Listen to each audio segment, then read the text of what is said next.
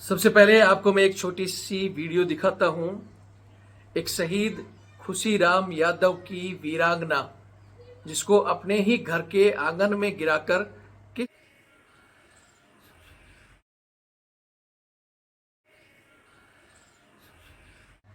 ये अभी छोटी सी वीडियो आपने देखी होगी। शहीद की वीरांगना के साथ घर में घुसकर 4 लोगों के द्वारा मारपीट। उनके पड़ोसी आते हैं, हालांकि उनको उठाते हैं। पहले आप ये वीडियो देखें किस तरह उनके घर में घुसते हैं।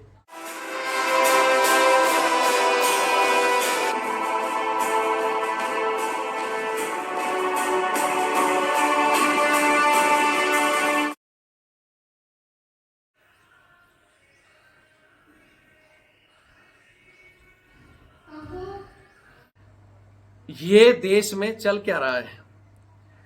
अभी आपने जैसे इस वीडियो में देखा कि 4 बंदे नकाबपोश घर में घुसते हैं और शहीद की वीरांगना को घर से बाहर निकालते हैं और आंगन में घेर कर कूटकर भाग जाते हैं।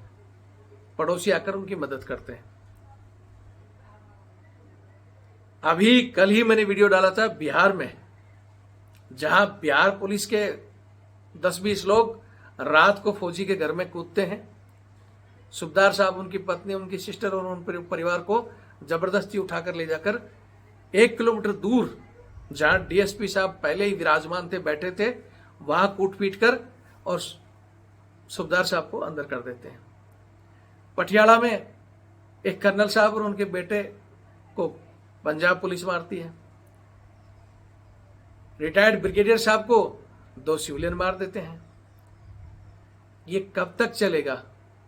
जब तक ऊपर की गद्दियों पर बैठे हमारे टॉप लीडर के अधिकारी, जिनकी नजर सीडीएस पद पर है, एमपी एमएलए के पद पर है, तब तक ये घटना यूं ही चलती रहेंगी, क्योंकि कुछ तो उन पर बंधन है और कुछ बाहर जाने।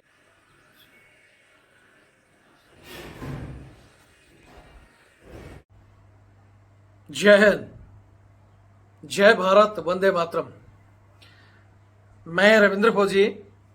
साथियों, सैनिक और उनके परिवारों पर हो रहे लगातार कायराना हमले रुकने का नाम नहीं ले रहे। इसका कारण क्या है? कहीं ना कहीं अभी वर्तमान जो बड़े पदों पर बैठे हमारे अधिकारी, जिन्होंने मौन व्रत धारण किया है, या उनकी क्या मजबूरियां हैं, सरकार की चमचागिरी और चापलूसी में लगे हैं, पता नहीं क्या कारण है कि वो कोई एक्शन नहीं ले रहे। इसीलिए लगातार ये हमले बढ़ते जा रहे हैं। अभी हाल ही में हरियाणा के नारनौल में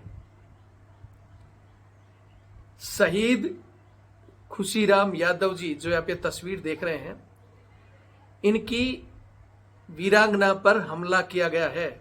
इनके घर में घुसकर 4 लोगों के द्वारा, जिसका वीडियो सोशल मीडिया में खूब वायरल हो रहा है। आप लोगों ने देख लिया होगा। जिसने नहीं देखा, मैं अंत में यह वीडियो डाल दूंगा। हालांकि मैं पहले ही कह चुका हूं कि यह एक तरह का कायरों का काम है।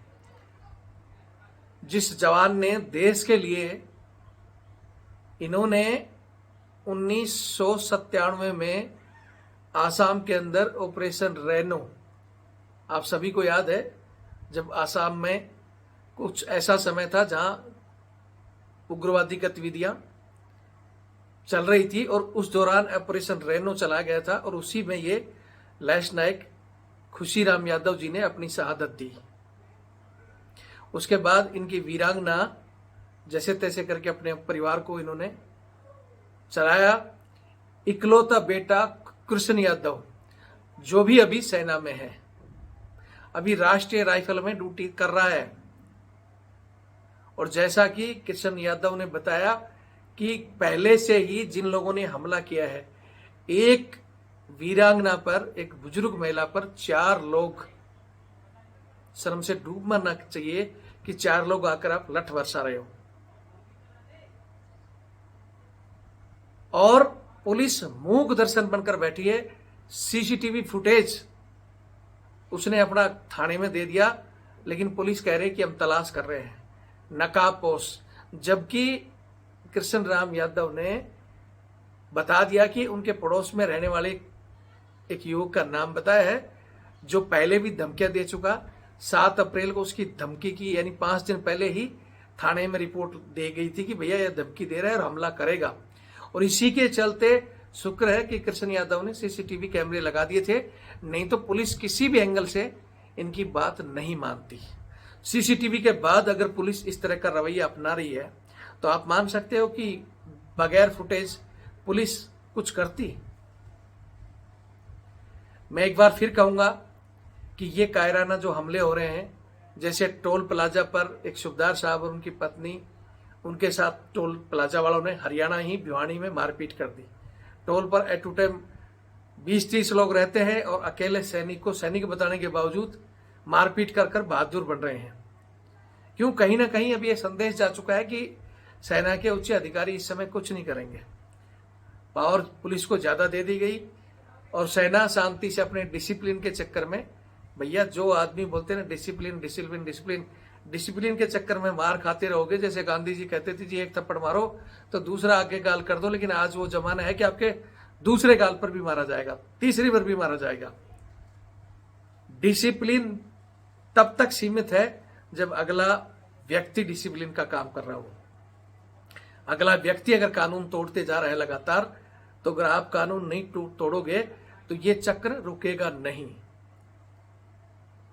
मैं फिर कह रहा हूं, अभी 2 दिन पहले की बात है, बिहार में वहां भी सुबेदार साहब, उनकी पत्नी, उनकी सिस्टर और उनके परिवार को, लोगों को पुलिस रात को घुसकर उनके घर में कूदकर, जैसे यहां तो गुंडे बदमाश कूद रहे हैं, वहां पुलिस कूदकर उनके घर वालों को उठाकर लेकर मारती है, जिसका वीडियो मैं कल ही डाल चुका हूं। उनके कोई भाई का आपराधिक गतिविधियों में नाम था तो पुलिस उनको उठाकर लाकर मार रही है। पटियाला में एक सेना के ऑन ड्यूटी कर्नल साहब अपने बच्चे के साथ जा रहे हैं तो वहां पटियाला पुलिस ने उनको मार दिया। उड़ीसा में, राजस्थान में, एमपी में, केरला में ये घटनाएं पहले ही हो चुकी हैं। मतलब धीरे धीरे एक संदेश क्या जा रहा है, सेना का मनोबल तोड़ा जा रहा है। ये गतिविधियां करने में कहीं ना कहीं या तो कोई आईएसआई या कोई आतंकवादी गुट का सहयोग तो नहीं है कि इन लोगों को ऑफर कर रहा हो कि तुम इस तरह करो ताकि भारतीय सेना का मनोबल टूटे और फिर दुश्मन देश कोई जंग छेड़ दे, ताकि फिर हमारी जो स्थिति रहेगी, एक तो पहले ही अग्निवीर आने के बाद में सेना की क्या स्थिति है सबको पता है, लेकिन कोई भी बोलने के लिए तैयार नहीं है। सबको सीडीएस बनना है, सबको रिटायर्ड होकर एमपी एमएलए का पद चाहिए। जैसे आजकल एक नए जर्नल साहब का बहुत लगातार वीडियो जारी हो रहा है, आपने देखा ही होगा, जो 2 साल पहले मतलब उन्हीं के सामने योजना आई, कुछ नहीं बोला। रिटायर्ड होने के बाद एक किताब छापी तो उसमें सब कुछ उगल दिया कि जी क्या कमियां रही, हमने क्या सुझाव दिए, लेकिन आने के बाद हम चौंके, एयरफोर्स नेवी चौंकी। लेकिन अब उन पर प्रेशर आया है या पद का लालच आया है, अब उनकी भाषा ही बदल गई है। अभी आपने उनका इंटरव्यू देखा ही होगा, उनकी तो बदली ही बदली। जो अंदर बैठे हैं वो तो मजबूरी है उनकी, नहीं बोल सकते, हमें भी पता है। हालांकि ऐसे इन मुद्दों पर लगातार हमारे जो रिटायर्ड अधिकारी हैं, जवान हैं, जैसों हैं, वो लगातार कोशिश कर रहे हैं। यही हरियाणा जिसमें रेवाड़ी में कितने लाखों लोगों की संख्या में रैली होकर प्रधानमंत्री जी को सैनिकों ने प्रधानमंत्री बनने का आश्वासन दे दिया था, लेकिन क्या यही रेवाड़ी के पास नारनौल में अब लाखों की संख्या में इकट्ठा होकर उस वीरांगना को न्याय नहीं दिला सकते? कुछ कमियां हमारे अंदर भी है। हम ये रैली या जितनी भी ज्यादा जोर लगाते हैं वो सिर्फ ओआरओपी, एमएसपी और इसी के लिए लगाते हैं। ऐसी घटनाओं पर जिस दिन आप जोर लगाना शुरू कर दोगे तो ये घटना दोबारा नहीं बीतेंगी। इसलिए मेरा तो बार बार यही अनुरोध है, मैं तो वही कोशिश कर रहा हूं कि पैसा नहीं, सम्मान की जंग पहले लड़ो। चाहे अंदर में आज भी आपको, मुझे पता है यहाँ फिर जो बोलूंगा तो चिढ़ना शुरू कर देंगे, आज भी आपको अंदर भी वही बूट पॉलिश, कुत्ता घुमाना वही करवा रहे हैं। और इसमें हमारे कुछ चमचे सहमत भी हैं कि क्या फर्क पड़ता है, अगर वैसे तो आया रखते हैं, लेकिन अगर आया नहीं आई तो मशीन से अगर आपने 2 कपड़े निकाल दिए तो साहब की सेवा करने में क्या दिक्कत है? अरे भाई साहब की सेवा तो ठीक है, लेकिन मैम साहब और बच्चों के कपड़े भी धोना सेवा में शामिल है क्या? मैम साहब मशीन का बटन नहीं घुमा सकती क्या? तो हमारे वो चमचे जिनकी मानसिकता ऐसी है, वो पैसे तो कमा लेंगे, लेकिन इस तरह जगह जगह जो सम्मान गिर रहा है हमारा, जो हम लोग लगातार पिट रहे हैं, मैं तो ये मानता हूं कि वहां शहीद की वीरांगना या ऐसी जो जहां भी घटना हो रही है, हमारे मुंह पर हर जगह का थपेड़ा हमारे मुंह पर आता है। हालांकि ये थपेड़ा जाना चाहिए राजनाथ जी के मुंह पर, मोदी जी के। आप लोगों की कमजोरियां हैं, और ये जो कोई सेना के वर्दी पर हाथ कोई उठा रहा है, तो हम तो ये सोचते हैं कि हमारे सेना अध्यक्ष जी, राजनाथ जी और मोदी जी पिट रहे हैं। जब उन्हें ही चिंता नहीं तो हम क्या करें? हम तो सिर्फ चिल्लाकर बोल ही सकते हैं, आप लोगों को कह सकते हैं वीडियो शेयर करें। आज भी कहूंगा वीडियो शेयर करें, चैनल से जुड़े। हमारा वो 8 लाख संख्या का चैनल इन्होंने तोड़ दिया। बल्कि हम हर मुद्दे के लिए लड़ रहे थे, लेकिन इनको वही डर है कि ये इधर मसले हल करेंगे तो कल सहायक प्रथा बंद के लिए आवाज उठाएंगे। भैया सहायक चाहिए तो सरकार से क्यों नहीं बोलते आप? हमें आपके सहायक से तकलीफ नहीं है, हमें उस वर्दी के सम्मान की चिंता है, सेना को मजबूत करने की चिंता है। जिसको सही लगे जुड़ो, और नहीं तो इंतजार करो कल आपका या आपके परिवारों का क्या हाल होगा।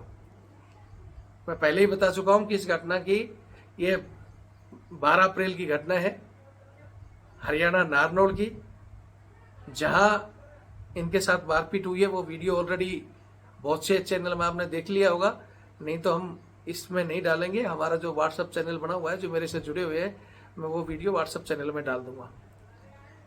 आपको पता ही है, लगातार पहले ही हमारे चैनलों पर नोटिस जारी करवा रही है सरकार, और ऐसे वीडियो डालने से फिर यूट्यूब के नोटिस आते हैं। इसलिए हम इसको व्हाट्सएप चैनल में डाल देंगे, जिसको देखना है वहां से देख लेंगे।